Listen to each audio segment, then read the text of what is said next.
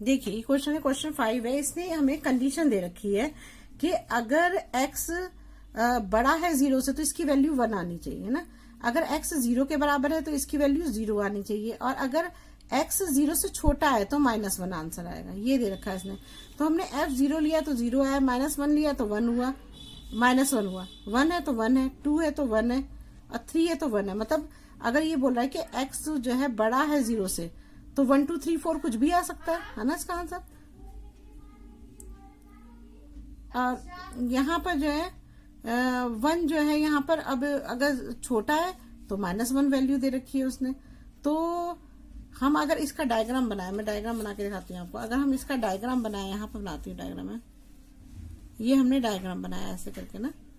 तो अगर मान लीजिए कि इसकी 0 वैल्यू है तो 0 की तो 0 ही है, ये तो लिखा है ना। x अगर 0 है तो 0 ही है, ठीक है, ये x है ये y है। तो और अगर x 0 से बड़ा है तो 0 बड़ा है, x बड़ा है 0 से तो 1 भी हो सकता है, 2 भी हो सकता है, 3 भी हो सकता है।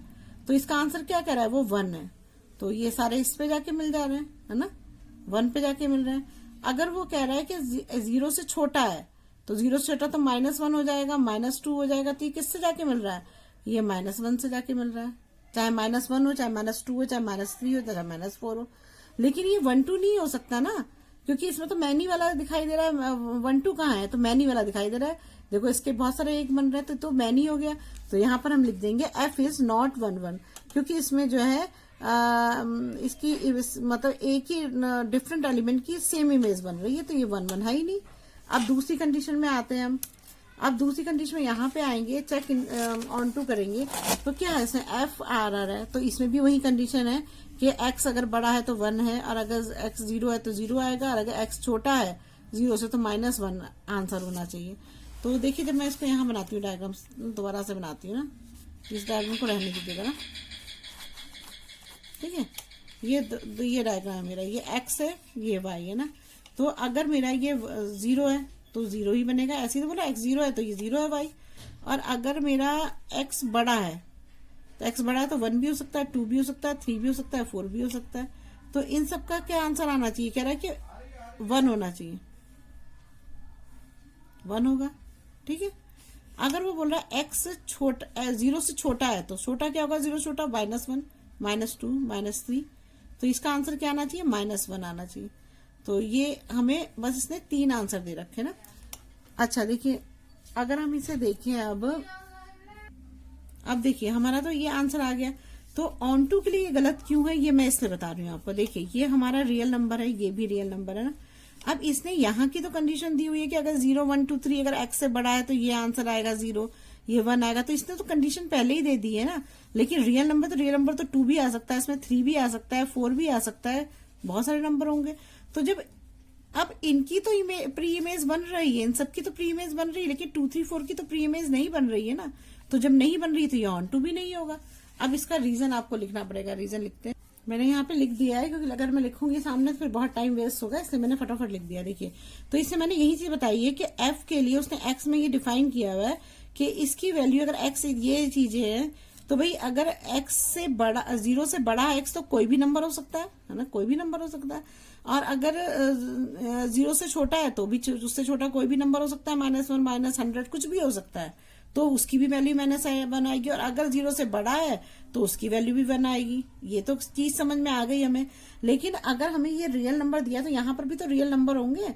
अगर रियल नंबर होंगे तो इसका आंसर यहाँ पर मतलब प्री इमेज है ही नहीं। तो इसलिए देखिए ये लिखा है if the other real number y equal to 2, अगर y इक्वल टू हम 2 रखें, 100 रखें या 99 रखें, कुछ भी रखें, तो उसका जो प्री इमेज है वो x में है ही नहीं। अगर प्री इमेज x में नहीं है तो वो ऑन टू नहीं होगा। देखिए ये तो बहुत इजी क्वेश्चन है, इसमें हमें सब कुछ तो दे रखा है। a 1 2 3 दे रखा है, b मुझे 4 5 6 7 दे रखा है, इसके पेयर भी बना रखे हैं 1 4 2 5 3 6। तो मैं इसको क्या करती हूँ, यहाँ पे लिख देती हूँ। a मेरा 1 है, 2 है और 3 है ना। अब b कितना है मेरा, 4 है, 5 है, 6 है और 7 है। अब मैं इसके पेयर बना लेती हूँ। 1 का 4 है, ठीक है, 1 का 4 है और 2 का 5 है, ठीक है। अब 3 का क्या है, 6 है। अब ये बताओ ये क्या 1 1 है क्या, 1 1 तो है ही। ए के जितने एलिमेंट हैं उनका उनकी इमेज बननी चाहिए ना सबकी, तो सबकी 1 का 4 इमेज बन रही है, 2 की 5 बन रही है, 3 की 6 बन रही है, तो 1 1 तो है। और ऑन टू है? ऑन टू नहीं है। क्यों नहीं है? इससे नहीं है कि 4 की इमेज 1 है, प्री इमेज 1 है, 5 की प्री इमेज 2 है, 6 की प्री इमेज 3 है, लेकिन 7 की प्री इमेज कहाँ है? नहीं है ना। तो अगर 7 की प्री इमेज नहीं है तो ये क्या हो जाएगा? ये ऑन टू नहीं है। बस सीधी सी बात है, यही लिखना पड़ेगा इसमें, है ना। तो यहां पे लिख देती हूँ मैं, since every element A has a unique image, unique image है ना, तो इसलिए ये क्या है? इसलिए ये 1 1 तो है, तो लिख देंगे हैंस एफ इज 1 1 हो जाएगा। ठीक है, अब हमें ऑन टू लिखना है, ऑन टू लिखते हैं। तो ऑन टू तो होगा ही नहीं, क्योंकि इसमें जो है सेट बी में इसके जो है पूरे वो नहीं मिल रहे हैं, तो इसलिए ऑन टू नहीं है। ऐसा से 1 ही 1 पूछा हुआ है, तो ऑन टू निकालने की जरूरत ही नहीं है। क्या जरूरत है? बस ठीक है, आ गया आंसर। अब नेक्स्ट करते हैं क्वेश्चन 7। देखिए, अब ये हमारा दे रखा है f x equal to 3 minus 4x दे रखा है। मैं पहले वाला ले रही हूँ ना, 3 माइनस 4x दे रखा है। तो मैं पहले 1 1 के चेक करते हैं। तो क्या होगा? x1 हो जाएगा 3 माइनस 4x आ जाएगा ना, x की 1 हो जाएगा ना। अगर एफ एक्स 2 लेते हैं तो क्या होगा? ये हो जाएगा मेरा 3 माइनस 4x2 ले लेते हैं। अब इन दोनों को इक्वल कर आमने सामने रख के इसको सॉल्व करते हैं। तो ये f1 x1 हो जाएगा, ये f x2 हो जाएगा ना। इसकी वैल्यू यहाँ रख देते हैं हम। तो ये हो जाएगा मेरा 3 माइनस 4x1 और ये हो जाएगा मेरा 3 माइनस 4x2 हो जाएगा ना। अब 3 से 3 तो कैंसिल हो जाएगा, यहाँ बचा माइनस माइनस, तो ये भी माइनस से माइनस भी कट जाएगा हमारा ना, और 4 से 4 भी कट जाएगा। मान लो माइनस 4x1 और इक्वल टू माइनस 4x2 बचा, तो माइनस से माइनस कैंसिल हो जाएगा, 4 से 4 कैंसिल हो जाएगा। तो यहाँ क्या बचेगा? x1 इक्वल टू x2 आ जाएगा। तो क्या हो जाएगा? जब हमारा x1 x2 आ गया तो हेंस क्या होगा? If x1 f x1 if f x1 equal to f x2 आ गया है, तो यही तो लाना था हमको, तो बस लिख देंगे then x1 equal to x2 function f is 1 1। बस हो गया। अब निकालते हैं ऑन टू। अब ऑन टू के लिए हमें क्या करना पड़ेगा? वही करिए आप। पहले ऑन टू भी क्या करना पड़ता है? एफ एक्स इक्वल टू है 3 माइनस 4x है ना। अब x की वैल्यू जो है एफ एक्स जो है y के बराबर होता है, हमें पता है। ये तो लेट कर लेते हैं कि एफ एक्स जो है वो y के बराबर है, और हमें ये भी पता है कि सच दैट y जो है बिलोंग टू r है ना। तो हम यहाँ ये लिख सकते हैं 3 minus 4x equal to Y लिख सकते हैं ना, f x equal to y है। तो ये 3 माइनस 4x जो है ये हमारा इक्वल टू वाई हो जाएगा। अब इसका जब हम वैल्यू निकालेंगे तो क्या होगा यहाँ पर? अब देखिए, इसमें 3x माइनस वाई आ गया। अगर हम y को इधर रख लें तो क्या आएगा यहाँ पर? 3 माइनस वाई आएगा ना, x। अच्छा, x रखेंगे ना, x रखेंगे तो x 4x को इधर ही छोड़ दो, अब y को इधर ले जाओ, y इधर ही है, इसको इधर ले जाएंगे तो -3 हो जाएगा ना, -3 हो जाएगा। और x को इधर ले जाएंगे तो क्या आएगा? y -3/4 आ जाएगा। अब देखो, अब ये रियल नंबर है, तो रियल नंबर की जगह आप, अगर हम रियल नंबर है हमारा, तो रियल नंबर हम इसमें 0 भी ले सकते हैं, 1 भी ले सकते हैं, 2 भी ले सकते हैं, 1/2 भी ले सकते हैं। आप कुछ भी ले लो, लेकिन जब आप इसमें y को, जैसे मान लो आपने यहाँ पर 0 रखा, 0 -3 हो जाएगा, तो यहाँ क्या आ जाएगा? -3/4 आ जाएगा ना, ये कंडीशन आ जाएगी। अगर 1 रखोगे तो -2/4 आ जाएगी। तो कुछ भी आएगी, हमेशा हर हाल में रियल नंबर ही आएगा इसका। तो जब रियल नंबर आ रहा है तो हम इस पे लिख सकते हैं कि ये जो है हमारा वो होगा, मतलब ऑन टू होगा ये, है ना। तो यहाँ पे लिख देंगे फॉर एवरी, समझ में आ गई आपको बात? आप इसमें कुछ भी रखो, क्योंकि डिनोमिनेटर में 4 है तो 0 नहीं आएगा यहाँ पर। और अगर y -3 है और कोई ऐसा वो नहीं है कि प्लस माइनस कॉम्प्लेक्स नंबर, भाई रियल नंबर में तो सारे नंबर ही आते हैं। अगर यहाँ पर अंडर रूट होता या डिनोमिनेटर में 0 होता तब हमें सोचना पड़ता कि इसका आंसर नहीं आएगा, लेकिन इसका आंसर तो आएगा ही आएगा, कोई ना कोई रियल नंबर तो वो देगा ही। तो y बिलोंग टू r हो गया। There exists x belong to r such that fx equal to y, hence f is on to। तो देखो इसमें जो ये पहली बार ऐसा है कि मतलब ये जो है 1 भी है ऑन टू भी है, तो हम इसे लिख सकते हैं कि बाइजेक्टिव हुआ। तो हम यहाँ लिख सकते हैं एफ एन इज बाइजेक्टिव। दोनों है ना, इसमें बताया था मैंने बाइजेक्टिव कौन से होते हैं, जो ऑन टू भी और 1 भी हो ना। चलिए हम नेक्स्ट क्वेश्चन। अब देखिए हम इसका सेकंड पार्ट करते हैं। अब ये सेकंड पार्ट है हमारा, पहले हमें 3 - 4 था, अब हमारा 1 + x² ये दे रखा है ना। तो अगर हम इसे करते हैं तो क्या ये हमारा एफ एक्स जो है ये 1 + x² के बराबर है ना। इसका सॉल्यूशन लिख दें। और दूसरा जो है अगर fx1 लेंगे तो क्या होगा, ये भी ये होगा 1 + x² के बराबर होगा ना।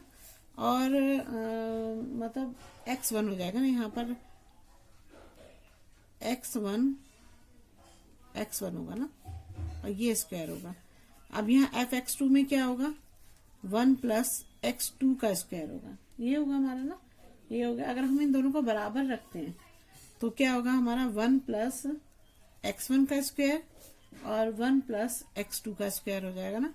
अब इससे क्या होगा हमारा 1 से 1 कैंसिल हो जाएगा ना। तो यहाँ पर हमारा क्या बचेगा, 1 से 1 तो कैंसिल हो जाएगा, यहाँ पर बचेगा हमारा x1 का स्क्वायर और x2 का स्क्वायर हो जाएगा। जब हम इसका स्क्वायर हटाएंगे तो क्या होगा, इसमें x1 जो है ये प्लस माइनस x2 आएगा। तो जब हमारे पास दो आंसर आ रहे हैं तो दो आंसर तो x1 x2 के बराबर नहीं है ना, क्योंकि x1 के तो दो आंसर आ रहे हैं। एक आंसर आ रहा है हमारा x1 इक्वल टू x2 आ रहा है और दूसरा आ रहा है x1 इक्वल टू -x2, और दो आंसर हमारे आ नहीं सकते हैं, तो ये ऑन टू नहीं है। तो यहाँ पर हमें लिखना पड़ेगा कि ये मतलब पहले तो 1 नहीं है ना, सॉरी, ये तो लिख देंगे इट इज नॉट इंजेक्टिव, ये इंजेक्टिव नहीं है ना, इंजेक्टिव या 1 नहीं है ना। अब हम दूसरा, अब इसमें अब ऑन टू को प्रूव करके देखते हैं ना। अब ऑन टू लेते हैं, तो ऑन टू में क्या होगा, fx इक्वल टू 1 + x² है ना, x² है। अगर हम इसकी जगह y रखते हैं fx की जगह तो क्या हो जाएगा, यहाँ पर रहेगा यही 1 + x² ही रहेगा यहाँ पर। अब हम क्या करेंगे, यहाँ पर 1 को इधर ले जाएंगे क्योंकि मैंने x की वैल्यू निकालनी है ना हमें, तो y - 1 हो जाएगा इक्वल टू हो जाएगा x²। अगर x को इधर ले आओ, इसको इधर ले आओ, कोई फर्क नहीं पड़ता है, तो क्या हो जाएगा यहाँ y - 1 का अंडर रूट आ जाएगा ना, ऐसे आ जाएगा। अब आपको ये पता है कि अगर अंडर रूट है यहाँ पर तो आप कोई भी वैल्यू रखोगे, अगर मान लो यहाँ पर 1 रखो, 2 रखो, कोई भी नंबर रखो, तो क्या होगा, अगर आप 2 - 1 करोगे तो अगर मान लो यहाँ पर 2 - 1 है तो यहाँ पर क्या आ जाएगा, √2 आएगा ना, √2 आ जाएगा। और कभी ऐसी भी कंडीशन होगी कि हम यहाँ पर अगर मान लो -2 लेते हैं, जैसे मान लो मैंने यहाँ पर ले लिया, यहाँ पर एग्जांपल करती हूँ, यहाँ पर एग्जांपल ले लिया मैंने, y - 2 ले लिया, तो क्या होगा मेरा यहाँ पर, ये मेरा x इक्वल टू हो जाएगा यहाँ पर √-2 हो जाएगा। और √-2 जो होता है वो क्या होता है, कॉम्प्लेक्स नंबर होता है ना, कॉम्प्लेक्स नंबर होता है। और अगर कॉम्प्लेक्स नंबर होगा तो क्या होगा, √2 ले लो, 3 ले लो, -3 ले लो, कुछ भी ले लो। तो अगर x इक्वल टू, अगर y इक्वल टू, अगर आप y इक्वल टू -3 लेते हो तो क्या होगा, तब भी x इक्वल टू √-3 आ रहा है, ये भी कॉम्प्लेक्स नंबर है। तो ये कॉम्प्लेक्स नंबर है तो क्या होगा, तो ये रियल नंबर तो नहीं है ना, तो कॉम्प्लेक्स नंबर है। तो यहाँ पे हम लिख सकते हैं कि भाई इसका जो है कोई प्री इमेज होगी नहीं, क्योंकि जब -3, क्योंकि दोनों तो रियल नंबर है ना, ये भी रियल नंबर है, ये भी रियल नंबर है। अब आपने लिया तो यहाँ पर -2 रियल नंबर ही लिया था ना आपने, लेकिन जब इसका यहाँ इमेज बनी तो ये बन गई -√2, और -√2 इसमें होते ही नहीं है, क्योंकि ये भी रियल नंबर है, ये भी रियल नंबर है। तो जब इसकी प्री इमेज नहीं बनेगी, इस -2 की प्री इमेज नहीं बनेगी, तो ये ऑन टू होगा ही नहीं।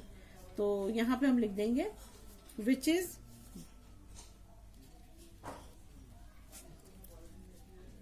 is not